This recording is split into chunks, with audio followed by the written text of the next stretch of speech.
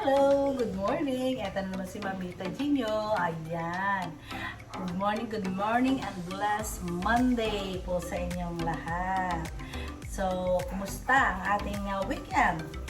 Sana po ay masaya at punong-puno tayo ng power. O, diba? Ang dami niyo po bang ganap? Ako walang masyadong ganap. Nagluto lang ng Korean style fried chicken and then pinamasay kami ng aming junakis. O, diba? Kaya nag-relax and chill time po tayo yesterday. Walang masyadong ganap. Okay? So, yun man po dapat, diba? Pag Sunday, may pahinga naman kasi Monday to Saturday kami ang rampa natin. Hindi po ba? Kaya very happy and relax yesterday ang inyong kusinerang tindera. So ngayon po, ito na naman tayo, punong-puno ng power, pero dalawang putahe lang ang lulutuin natin for today kasi nga, baka may mga tira pa yung ating mga soki bells dito sa ating barangay village. So, dalawang putahe lang ang lulutuin natin. Diba? Magsisinigang na hipon po tayo, sinigang na hipon, and then magpo-pork igadon na minarinate ko na, and then sinamputsa ko na rin po. And then, ayan, nagpakulo na ako ng water para sa ating sinigang na hipon. So, ganito rin po ba kayo magsinigang na hipon? Ilagay ang maraming kamatis sa kumukulo ng water. Ayan. And then, lagyan lang natin ang sibuyas. At syempre, huwag kakalimutan ang patis.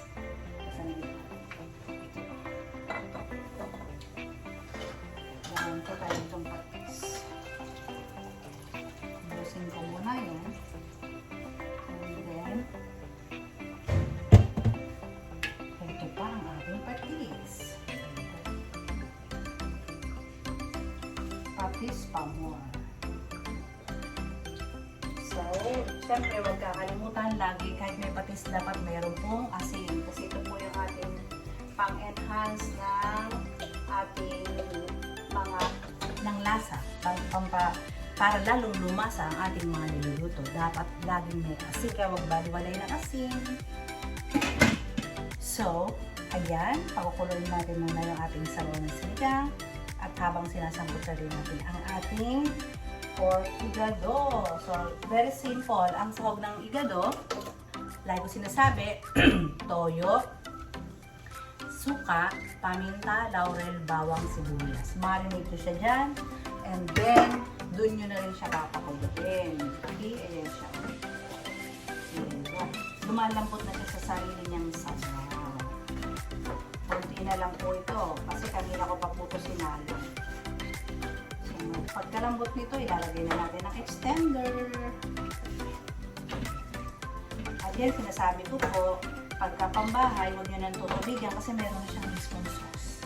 Ako kaya ko po siya nilalagay ng sauce kasi nga pangtinda po tayo. So, yung mga nagtitinda dyan, tip ko din po yun sa inyo. Hindi po ba? So, ayan, konting lambot pa at babalikan ko kayo. And we're back. Ayan.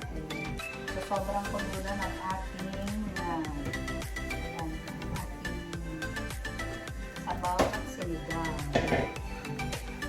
So, lagyan na natin ating pang-sigang. Diba? More sigang. So, I think isa't kalahati ang maugusto ito kasi maraming siagaw. Sinigang, ka naman. Ang swerte ng Lord sinigang. Sila lang ang meron ng kami. So, sobrang asin yun. Sobrang magigit. Ang nilagay na. At syempre, ilagay na natin yung labanos and sili. Yan. Dahil siya yung matigas. Kasi ang hipon, isang kulo lang, luto na po. Diba? So, unahin ang gulay. Gulay pa more. Yan, sili and labanos. So again, pakuluan lang yan. Di ba napakadali naman yan? Ganyan din po ba kayo magluto? So next tayo ay itong ating igado. Yan, malambot na po ito.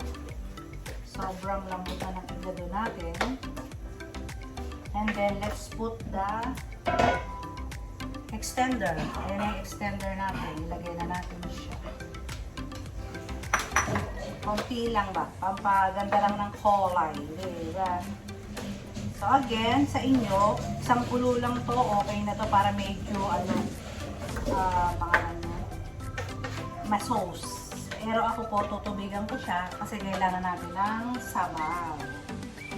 Okay, isang kulo lang yan, then lalagyan ko siya ng sabaw. Okay, and then konting slurry para lumapot, diba? So, easy lang ng ating menu for today. Balikan ko kayo. Oh, ayan again. So, ito na siya. Dinagdagan ko na siya ng tubig. Yan, dinalagyan natin ng slurry para lumapot. Kasi nga po, pangtinda. So, kailangan may sauce. Lagyan natin siya ng sauce. Mahilig sila sa sauce. Ang ating mga suki. Ayan siya ang ating video.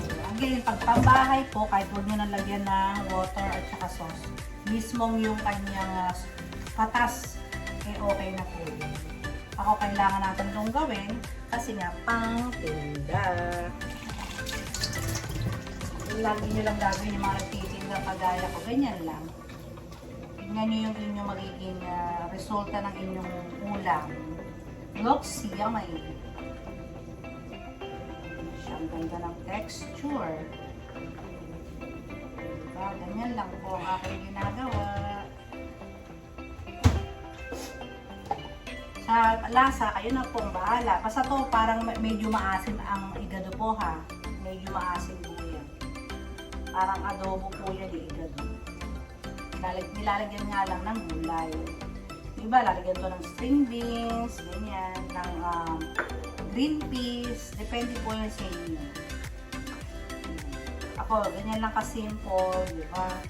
So, tikman natin kung tama yung suka ko. And it's done. Na po yan. Okay na siya. Pero dagdagan ko ng konting suka. Konting suka. Yan. Suka and konting toyo.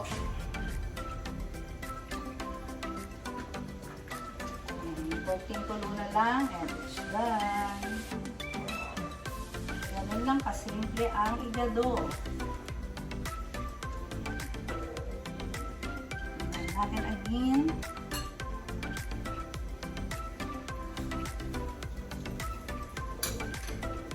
Perfect. Diba? Perfect. Niluluto ko na lang ng konti yung cornstarch and then let's put na the gulay na malambot na po yung aking labanos. So ilagyan na natin ang ating kangkong. Maraming kangkong. Iuhuli ko po yung ating hipon para maging juicy pa rin yung ating hipon. Huwag natin uunahin ang hipon para hindi siya tumigas. Kasi alam niyo naman ang hipon, tumigas po yan. So, isang kulo lang nitong ating kangkong and we will put the hipon and we're done. Diba? Ganun lang kasi. Pinatay ko na. Ay, hininaan ko lang to. At babalikan ko kayo. So, ayun. This is our final na po ang ating sinigang. Ayan, kumulo na. Sabi ko nga, isang kulo lang yung kangkong. So, ilagay na natin ang mahiwagang hipon. Ayan. O, diba?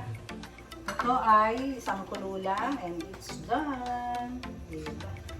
Ganun lang ka-simple ang ating luto for today. So yan, pagkakulo niyan, it's done. Ang ating igado, it's also done. So mga madam, again, it's bye-bye time. Very simple lang yung ating pong menu for today. At isasama ko na rin po dito sa menu na to, yung kahapon ko pong Korean chicken style ng luto po, okay? Para naman malaman nyo, kasi baka hindi nyo nakita po yung aking pagluluto yesterday ng aking Korean style fried chicken or dakgyeonjang yata ang pangalan mo. So again, happy Monday, blessed Monday, at lagi ko pong pinagdadasal na sana po ay stay healthy tayo. So again po, maraming salamat sa inyong pag-subscribe, sa panonood. At again po, paki-like and share kung may time kayo. Muli po, maraming salamat and God bless us all!